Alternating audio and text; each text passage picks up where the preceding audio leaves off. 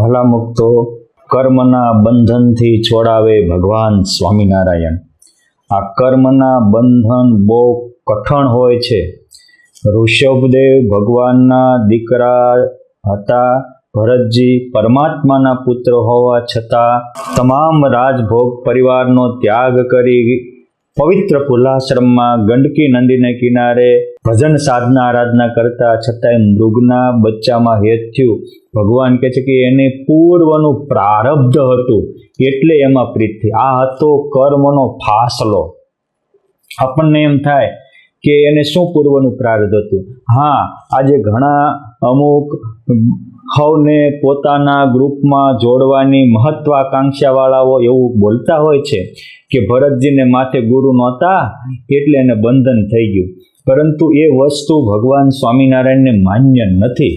ભગવાન એવું કહે છે કે એ ભરતજીને મૃગલીના બચ્ચામાં હેત થયું એ એનું પૂર્વનું કર્મ હતું, પ્રારબ્ધ હતું। આ વસ્તુ પુરાણમાં પણ લખેલી છે। પદ્મ પુરાણમાં આની વાત આવે છે કે આ જે ઋષભદેવ ભગવાનના પુત્ર થયા એ પહેલા એ ભરતજી સિંહલદીપના રાજા હતા। સિંહલદીપ એટલે આજનું શ્રીલંકા। શ્રીલંકામાં એના રાજા હતા। એ વખતે પણ એનું નામ ભરત જ હતું।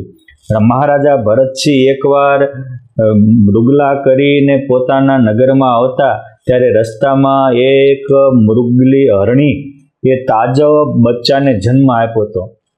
એટલે મૃગલીના નાના બચ્ચાને લઈ અને ભરતજીએ પોતાના ઘોડા ઉપર મૂકી દીધું। એટલે એની માં તત્કાળ પાછળ દોડી। પછી દોડતી ગામના પાદર આવી બચ્ચું એની માતાને જોવે, માં બચ્ચાને જોવે ત્યારે થોડી આના હૈયામાં કરુણા ફૂટી અને એમ થયું કમથી અમચું એની માતા અને બચ્ચું બંને તડફીને મરી જશે, એટલે એ બચ્ચું એને છોડી દીધું। એટલે તત્કાળ એ બચ્ચું એની માતા પાસે વયું ગયું અને એ બચ્ચાને લઈને હિરણી જંગલમાં અદૃશ્ય થઈ। પરંતુ રાત્રે ભોજન પાણી કરીને સૂતા પછી આના મગજમાં વિચાર આવ્યો કે જંગલમાં હરણા તો આવી રીતે બચ્ચા જન્મતા હોય, કોઈક શિકારી શિકાર કરી જાય, હિંસક પ્રાણી મારી નાખે તે તડપતા જ હોય, મેં રાખ્યું હોત તો મને મજા આવે, રમાડવા થાય। આ મૃગલીના બચ્ચાનું મનમાં નોનસ્ટોપ ચિંતવન થયું એ એનું પૂર્વનું પ્રારબ્ધ થયું। અને જ્યારે એ ભરતજીના ઋષભદેવ ભગવાનના દીકરાથી અનેક સત્કર્મ કર્યા હતા, અનેક લોકોના કન્યાદાન દીધા હતા, ગાયો માટે અવેડા બાંધ્યા હતા, અનેક બીજા જનહિતના કાર્ય કર્યા હતા। આ પૂર્વના પુણ્યના જથ્થાને કારણે પરમાત્માના પુત્ર થાય અને નવખંડ ધરતીના રાજા બને એટલું એનું પુણ્ય બેલેન્સ હોવાથી રાજા થયા। પરંતુ ઓલું મૃગના બચ્ચાનું વારંવાર ચિંતવન થયું હતું એને કારણે જ્યારે એ વનમાં ગયા અને એ વખતે મૃગના બચ્ચાને સંભાળવાની ભાવના હતી અને એની મા તો મરી ગઈ હોત તો શું થાત આ હતું, તો એ વખતે જે એવું જે મનમાં ચિંતન થયું હતું એ ચિંતન રૂપી પૂર્વ કર્મ કો એને કારણે મૃગલી મરી ગઈ અને બચ્ચો એની પાસે આવ્યું અને રમાડવામાં રહ્યા। અને એક મૃગ કે કારણે ભરત લિયોતી ન દે તુલસી તાકો ક્યાં ગતિ જો કરત ઠેર ઠેર નહીં। આ એના પ્રારબ્ધને કારણે એને પરમાત્મામાં પ્રીતિ કરતા એ મૃગલીના બચ્ચા કેમ છે એનું પણ ચિંતવન કર્યું। તો ભગવાન સ્વામિનારાયણ સારંગપુરના 14મા વચનાવતમાં કહે છે કે જેવું તનથી પાપ લાગે એવું જ મનથી પણ પાપ લાગે છે। જે મનના પાપ ઓછા કયા છે એ તો જીવના બળ આપવા માટે કયા છે। માટે કોઈ પ્રત્યે દુર્ભાવ કરીએ એ પણ આપણા માટે પાપ બની જાય છે। માટે હંમેશા સદભાવનાની સેવનાઓ કરવી આ બહુ સમજવા જેવું છે। માણસ તનથી એકવાર પાપ કરે છે અને મનથી અનેક વાર પાપ કરે છે અને મનથી કરેલા પાપ જ આત્માની અધોગતિ કરે છે। એકવાર વ્યક્તિ વ્યભિચાર કરે એના સંકલ્પ એને 1000 વાર કર્યા હોય છે। એકવાર કોઈ વ્યક્તિ ક્રોધાવેશમાં આવી કોઈનું ખૂન કરે પરંતુ એને મારી નાખવાના વિચાર એને અસંખ્ય વાર કર્યા હોય છે। અને આ જે ખોટા કોકના પ્રત્યેના વિચાર એનું પણ કર્મ લાગે છે। જેટલું ખૂન કરો એટલું એ ઈશ્વરના ચોપડાનો હિસાબ છે। આ કર્મના બંધન છૂટવા એ મહા કઠણ છે। અને બીજા જન્મે પછી ભરતજી થયા જડભરત થયા તો એ જન્મે એને અખંડ ભગવાનનું ચિંતન થાય. એટલે ભગવાન સ્વામિનારાયણે એ આખ્યાનને ચમત્કારી આખ્યાન કહ્યું, એટલે કે આટલું હતું તો કર્મનું બંધન નડ્યું. અને પછી બધા લોકો એમ કહે છે કે માથે ગુરુ નહોતા, બીજા જડભરત થયા ત્યારે ગુરુ નહોતા, પરંતુ ભગવાનમાં મન રાખ્યું એટલે એ પરમ ગતિને પામી ગયા. એ ભગવાન સ્વામિનારાયણે પણ લખ્યું કે ભગવાનમાં મન રાખવા માટે જાણી જોઈને વ્યવહારમાં ચિત્ત દીધું નહીં. માટે અને ગુરુનું કર્તવ્ય એ છે કે શિષ્યને ભગવાનમાં જોડે, ભગવાનમાં મન રખાવે, પોતાના વાડામાં ગ્રુપમાં મન રખાવે અને જાસૂસી કેમેરા મૂકી અને બધાનું ધ્યાન રાખ્યા કરે, એવું ગુરુનું કર્તવ્ય નથી. ગુરુનું કર્તવ્ય પણ એ છે કે આત્માને પરમાત્મામાં જોડે અને પરમાત્માનું મિલન કરાવી દે, એ જ સાચા સદગુરુ છે. ભલા મુક્તો, આ કર્મના બંધનથી છૂટવું એ ઘણું કઠણ હોય છે. ભગવાન સ્વામિનારાયણ પણ વચનામૃતમાં અનેક વાર આ વસ્તુને કહી ચૂક્યા છે. મહારાજ કે આ જીવનો દેહ છે એ તો પૂર્વ કર્મને આધીન છે, તેનો એક કોઈ નિર્ધાર રહેતો નથી. ક્યારેક સાજો રહે, ક્યારેક કર્માધીનપણે માંદો થઈ જાય, ક્યારેક સ્વતંત્ર વર્તતો હોય ને ક્યારેક કર્માધીનપણે પરાધીન થઈ જાય, ક્યારેક ધાર્યું થાય અને ધાર્યા ઠેકાણે રહેવાય ને ક્યારેક એવા કર્મ આવે તો ન પણ રહેવાય. આ રીતે આ જીવનો દેહ છે એ તો પૂર્વ કર્મને આધીન છે. વચનામૃત ગરડા અંત્યનો 13મું. વળી મહારાજ અંત્યના 20માં કહે છે, જીવે પૂર્વ જન્મને વિશે જે કર્મ કર્યા છે એ કર્મ પરિપક્વ અવસ્થાને પામીને જીવ સાથે એક રસ થઈ જાય છે. જેમ લોઢાને વિશે અગ્નિ પ્રવેશ કરી જાય તેમ પરિપક્વપણાને પામીને જીવની સાથે મળી રહેલા એવા જે કર્મ, એ કર્મને સ્વભાવ કહીએ અને એને જ વાસના કહીએ અને એને જ પ્રકૃતિ કહીએ. એટલે આપણો પ્રયત્ન જ આપણું પ્રારબ્ધ બને છે, આપણા કર્મ જ આપણા સ્વભાવ બને છે. માટે આપણે કોની માટે કર્મ કરીએ એ બહુ મહત્વનું છે. અસત્ય માટે કર્મ કરીને ક્યારેય સત્યની પ્રાપ્તિ થાય નહીં, ખોટા માટે જીવને ક્યારેય સાચું મળે નહીં. કદાચ કર્મ 3 પ્રકારના હોય, તમોગુણી હોય, રજોગુણી હોય અને સત્વગુણી હોય. સત્વગુણી એ સોનાની બેડી છે, રજોગુણી એ રૂપાની બેડી છે અને તમોગુણી એ લોઢાની બેડી છે. પણ 3 પ્રકારના કર્મ અંતે તો બાંધનારા જ છે અને જીવને પરમાત્માની આડો ગઢ બનનારા જ છે. માટે કર્મ ફળ પ્રદાતા એવા જે પુરુષોત્તમ નારાયણ એ સ્વપ્નની સૃષ્ટિને એ સર્જનારા છે, તો પ્રત્યક્ષ સૃષ્ટિને તો એ સર્જનારા હોય જ તે. માટે આપણે સ્થૂળ દેહથી કરીએ કે સૂક્ષ્મ દેહથી કરીએ, પરંતુ આ કર્મના બંધન છૂટવા કઠણ છે. દશરથ રાજાએ શ્રવણને માર્યો તો એને પણ એ કર્મ ભોગવવું પડ્યું હતું. શ્રવણના માતા પિતાએ કહ્યું હતું કે તમારે દીકરા 4 થશે પણ અંતે હાજર નહીં રહે, તો એ ભગવાનના પિતાશ્રીને પણ પ્રારબ્ધ કર્મ ભોગવવું પડ્યું, ભગવાનના પુત્રોને પણ ભોગવવું પડ્યું. શ્રી કૃષ્ણ ભગવાનના પુત્રો હતા એ સુરાસુંદરીમાં ફસાણા તો એ યાદવા સ્થળી થઈ, એને પણ એનું કર્મ ભોગવવું પડ્યું. ગોપીઓએ ભગવાન માટે જીવી તો એ અમર બની ગઈ. ભગવાનની પટરાણીઓને કાબાએ લૂંટી, જે ભગવાન પ્રહલાદની પળે પળે રક્ષા કરે, મીરાબાઈના અનંત કામ કરે, નરસિંહ મહેતાના 52 કામ કરે, એ પણ કાબાએ લૂંટી ત્યારે ભગવાન પ્રગટ થઈને એની રક્ષા ન કરી. આ કર્મના ખેલ છે. પરમાત્માના ઘરે જન્મવું એ પણ એક કર્મ છે અને પછી ખોટા કર્મ કરીએ તો ભોગવવું પડે, એ પણ પ્રારબ્ધના ખેલ છે. આપણા પુરુષ પ્રયત્ન જ પ્રારબ્ધ બને છે. માટે 100 વાર વિચારીને 1 વાર આપણે કર્મ કરવું, આ બહુ મહત્વની બાબત છે, સમજવા જેવી બાબત છે. ગીતાજી, રામાયણ વગેરે આ જ કહે છે કે એક ચુનત હે ગોબરી, એક ચુનત હે ભૂપ, એક બનત હે ભૂપ, તુલસી યહ સંસાર હે પૂર્વ જન્મ કે કૂપ. આ પૂર્વ જન્મનો કૂપ કે પૂર્વ જન્મનું રૂપ, એને કારણે એકને ગંદી ક્રિયા કરે છે ને એક ચક્રવર્તી સમ્રાટ બની હજારોનું સારું કરે છે. પુણ્ય પાપ છુપે કરો, સેવત કરો કી જાગ, તુલસી કબલગ છુપે રહે, ઘાસ ઘુસાઈ આગ. કોઈ ઝૂંપડું હોય અને એમાં આગ લાગે, એ છુપાયેલું ક્યાં રહે? એમ તમે પાપ છાનું કરશો કે ચોકમાં કરશો, એક દિવસ તો એ છતું થઈને આવશે જ. માટે રામ જરૂર કે બેઠ કે સબકો મુજરો લેત, જૈસી જાનકી ચાકરી તૈસે તિનકો ફલ દેત. આપણે કરેલા કર્મનું ફળ જ પરમાત્મા આપે છે. એટલે શિક્ષાપત્રીમાં પણ લખ્યું કે ભગવાન કેવા છે, તો કે જ્ઞેયો સ્વતંત્ર ઈશો સૌ સર્વ કર્મ ફલપ્રદ. કર્મ જળ છે, પણ કર્મના ફળદાતા પરમાત્મા ચેતન મૂર્તિ છે અને એ આપણા કરેલા કર્મનું ફળ અવશ્ય આપે છે અને આપે જ છે. કબીરા તેરા પુણ્ય કા જબ તક હે ભંડાર, તબ તક અવગુણ માફ કરે, કરો ગુનાહ હજાર. ઘણાને એવા પ્રશ્ન થતા હોય છે કે ઘણા લોકો પાપ કરે છે છતાં સુખી છે, ઘણા પુણ્ય કરે છે છતાં દુઃખી છે. મારા બાપ એવું નથી, એ એના પૂર્વના પુણ્યનો ભંડાર ભર્યો છે એટલે ત્યાં સુધી ભગવાન એના ગુના માફ કરે છે. અનુભવી સંતની અનુભવ વાણી છે કે કબીરા તેરા પુણ્ય કા જબ તક ભરે ભંડાર, પુણ્યનો ભંડાર ભર્યા છે ત્યાં સુધી અવગુણ માફ કરે છે.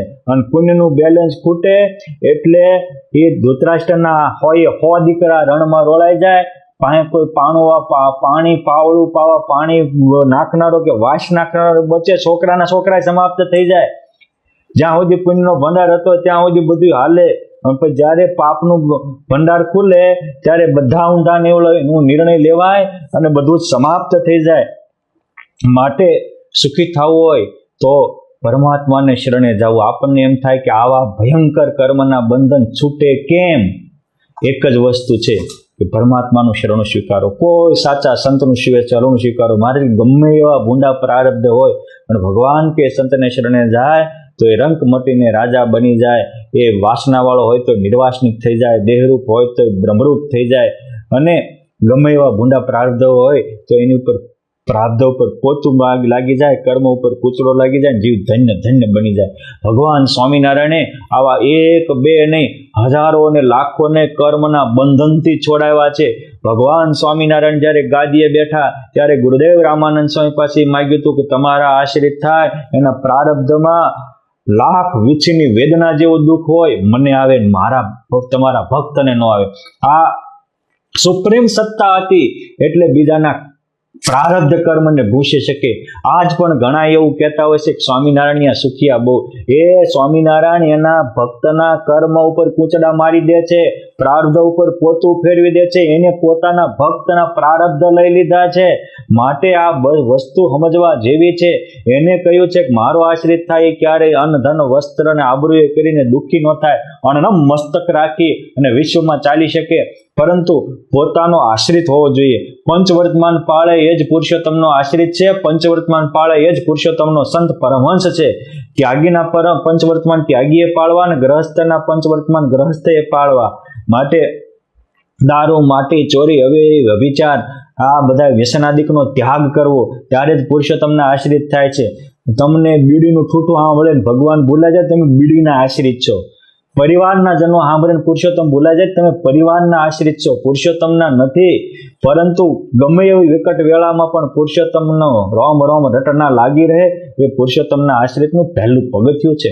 અહીંયા વસોના વાઘજીભાઈ હતા અને મોટા અદ્ભુતાનંદ સ્વામી, નિત્યાનંદ સ્વામી, ગોપાળાનંદ સ્વામી જેવાના સંઘથી સત્સંગના રંગે રંગાયા. પવિત્રાનંદ સ્વામીના સંઘમાં આવતા અંતર પવિત્ર થયો. પછી પ્રારબ્ધ કર્મને કારણે જ્યારે એની યુવા અવસ્થા થઈ અને એવો રોગ થયો કે ન દેહ છૂટે, ન રહેવાય, ન સહેવાય, ત્યારે મનમાં એક વિચાર આવી ગયો કે મેં તો સંતોનો સંગ કર્યો તો ન સંસારનું સુખ મળ્યું કે નથી ભગવાનનું સુખ પણ મળતું. એ જ વખતે ભગવાન સ્વામિનારાયણ બીજા દેવો ઈશ્વરને સાથે લાવીને વાઘજીભાઈને દર્શન લીધા અને કીધું કે વાઘજી ડગી કેમ ગયો? તું મારા વિશ્વાસમાંથી ડગે, એ તો મોક્ષના માર્ગમાંથી ફગે. તને આજે જ હું તારામાં અનંત બ્રહ્માંડો રૂમાડે રૂમાડે ઉડતા ફરે એવું અક્ષરધામ તને ભેટ આપવાનો હતો. ભગવાન જેવો આકાર, ભગવાન જેવી અલૌકિકતા, ભગવાન જેવી ઐશ્વર્ય શક્તિ અને દિવ્યતાનું પ્રદાન કરવાનો હતો.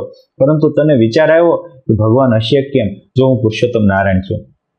તારો આ થોડું પૂર્વનું પ્રારબ્ધ હતું એ મટાડવા માટે આવ્યો હતો, પરંતુ તને આ થયું. જા તારા પ્રારબ્ધનો રોગ તો તારે આવો 10 જન્મે ભોગવવાનો હતો, એ હું સોળીનું કાંટે મટાડતો હતો. પરંતુ તને વિચાર આવ્યો માટે હું તને જીવતદાન આપું છું. આ જો એનો પ્રારબ્ધ ભૂસી નાખ્યું, કર્મ પૂર્વના પ્રારબ્ધ કર્મને ભૂસી નાખ્યું, જીવતદાન આપ્યું. ભગવાન બોલ્યા એ જ ભેગો એમના જમણા અંગૂઠામાંથી એક પીળી હેર જેવું તેજનો લીસોટો નીકળ્યો, એનું કર્મ વિયોગ્યું, તાવે વિયોગ્યો, મહાસુખિયા થયા.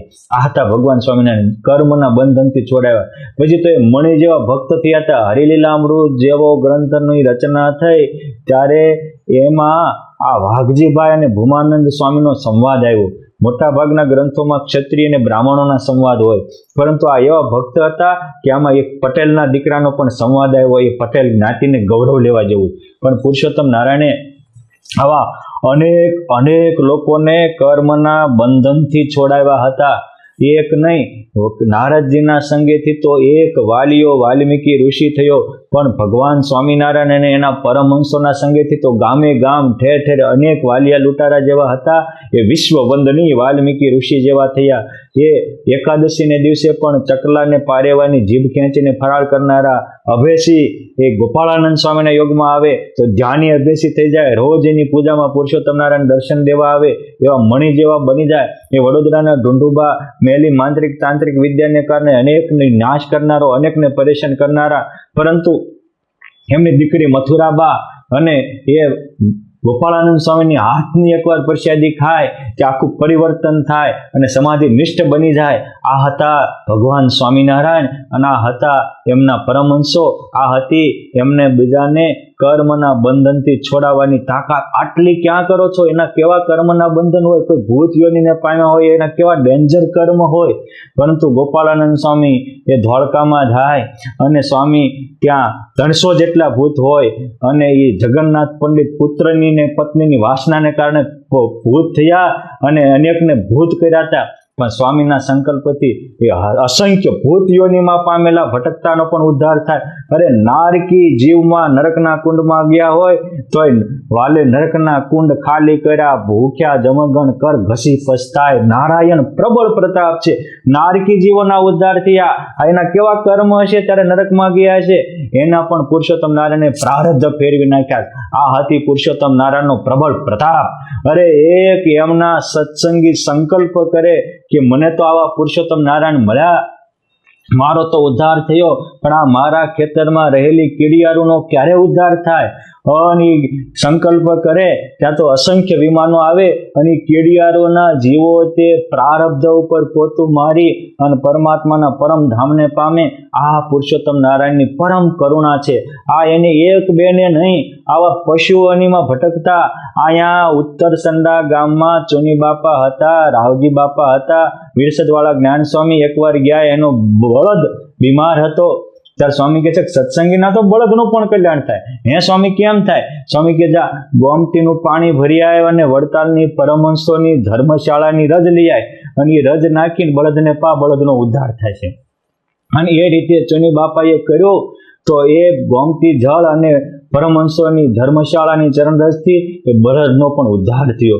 મેં મોટા બહુ સંતોના જીવનો વાલા મુક્તો વાંચ્યા છે, પરંતુ એ માહિતાનંદ સ્વામી હોય, જોગી સ્વામી હોય, પુરાણી વાત્સલ્યમૂર્તિ ઘનશ્યામ જીવન સ્વામી, આ બધાને જ્યાં પ્રગટ પુરુષોત્તમ નારાયણ વિચર્યા છે, રેમા છે, લીલા કરી છે, એનું ખૂબ મહિમા હોય.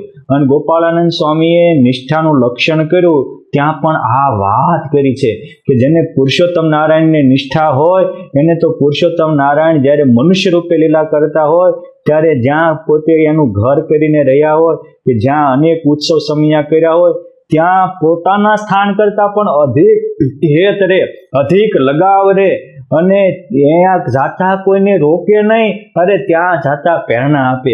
બાપ પરોક્ષમાં મોટા છે. આજે વૃંદાવનમાં અને તિરુપતિ બાલાજીમાં હજારો લોકો તીર્થયાત્રા કરવા જાય. એ એમના મહાન સંતોએ કહેલો એમનો મહિમા છે.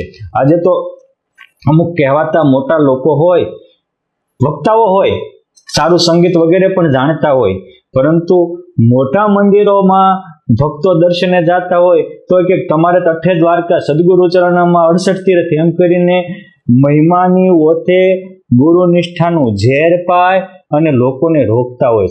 આ પુરુષોત્તમ નારાયણની નિષ્ઠાની ખામી ગોપાળાનંદ સ્વામીના મતે કહેવાય.